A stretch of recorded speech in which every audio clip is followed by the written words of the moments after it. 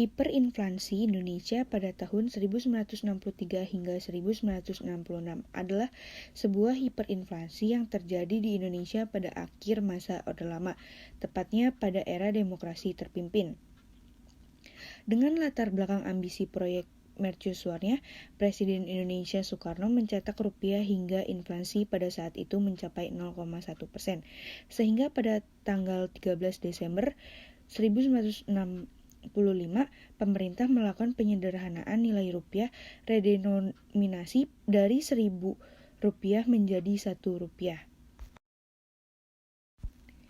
Latar belakang. Selama masa kolonialisme Belanda terdiri dari beberapa kekuatan politik yakni militer, nasionalis, Islamis, dan komunis. Namun mereka mengesampingkan perbedaan-perbedaan mereka untuk melawan satu musuh bersama, yakni pemerintah Hindia Belanda. Setelah kemerdekaan Indonesia, perpecahan kembali muncul. Melalui konsep Pancasila, Soekarno mencoba menyatukan kelompok-kelompok yang berbeda ini di dalam sebuah bangsa yang baru. Setelah Revolusi Nasional Indonesia, negara tersebut mengalami kesulitan untuk membangun pemerintahan dan kebangsaan melalui sistem parlementer, karena berbagai kelompok saling bersaing merebut kekuatan politik dan ingin memaksakan pandangan mereka pada negara tersebut. Ketika kondisi politik negara ditandai oleh ketidakjelasan dan ketidakstabilan yang besar, ini menjadi masalah berat yang menghambat pertumbuhan ekonomi karena sektor swasta ragu untuk berinvestasi. Sekalipun pada tahun-tahun awalnya setelah kemerdekaan Indonesia mengalami sedikit perkembangan ekonomi, perkembangan ini segera hilang karena ketidakstabilan situasi politik, terutama setelah pemberontakan wilayah dan nasionalisasi aset-aset Belanda pada tahun 1957 sampai dengan 1958.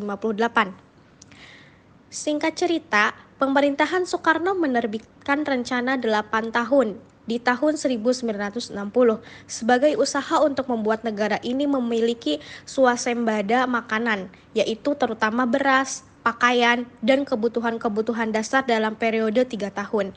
5 tahun setelah itu direncanakan menjadi periode pertumbuhan mandiri.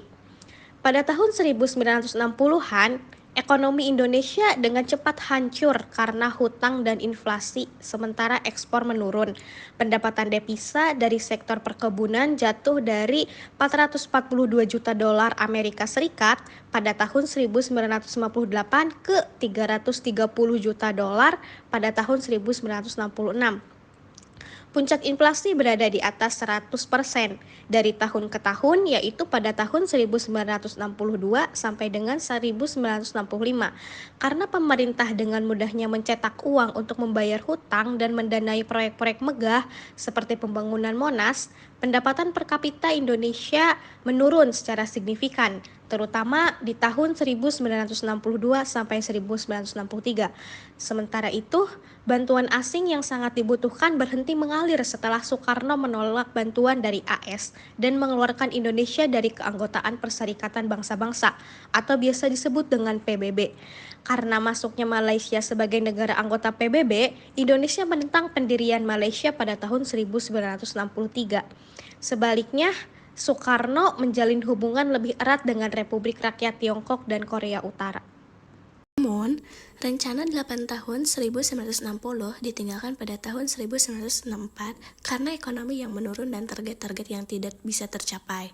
Faktanya, perekonomian jatuh bebas karena hiperinflasi, pengurangan sumber pajak, dan juga larinya dari aset keuangan menjadi aset real. Politik konfrontasi yang mahal terhadap Malaysia juga menyerap porsi signifikan dari pengeluaran pemerintah. Namun, hiperinflasi tetap tidak dapat dihindari akibat pencetakan uang yang harus menerus sehingga pada tanggal 13 Desember 1965, pemerintahan melakukan pemotongan nilai uang dari Rp1.000 menjadi Rp1. Kebijakan ini memberikan pukulan besar bagi perbankan nasional, terutama yang telah menyetor modal tambahan karena tergerus gratis dalam sekejap. Dalam simpanan para nasabah, perbankan juga menciut 1/1000. Segala usaha pemotongan nilai uang ini ternyata tidak berhasil meredam inflasi, dan harga tetap naik menghubungkan tinggi, maka terjadilah hiperinflasi. Dampak campuran politik ciptaan Soekarno menyatukan nasionalis, agama, dan komunis yaitu Nasakom terbukti menjadi sebuah bom waktu. Kekacauan total terjadi setelah peristiwa 1 Oktober 1965. Perlahan, Jenderal Soeharto mengambil alih kekuasaan dari Soekarno pada periode 1965 sampai 1967. Pada tahun 1967, Soeharto secara resmi dilantik menjadi Presiden Indonesia. Salah satu prioritas utama Soeharto adalah meningkatkan kondisi perekonomian Indonesia.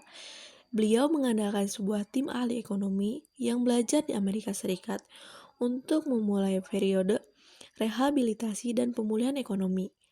Pada tahun 1966 sampai 1970, pemerintah berhasil mengontrol inflasi hingga 85%. Membangun kembali hubungan-hubungan internasional sehingga bantuan asing yang sangat dibutuhkan bisa masuk ke Indonesia, memulai rehabilitasi infrastruktur, dan memperkenalkan peraturan baru yang menarik pihak asing untuk berinvestasi di Indonesia. Ini akan menandai era Orde Baru